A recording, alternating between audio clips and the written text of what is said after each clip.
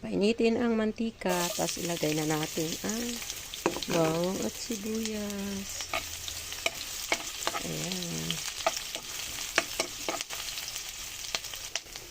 Okay ng ating bawang at sibuyas, lagay na natin ang balon-balunan at ang puso ng manok. Mekos-mekos lang. Sunod na ang atay.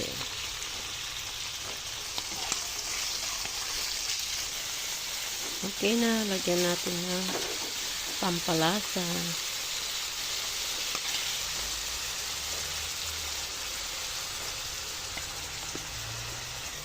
Takpan. Lagay na natin ang carrots. Mekos-mekos.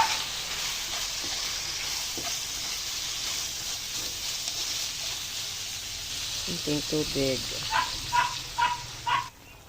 Nilagyan ko pala ng konting asin. Tapos okay na yung carrots natin. Lagay na natin ang ating sprouted munggo. Ayan. At ang ating sotanghon.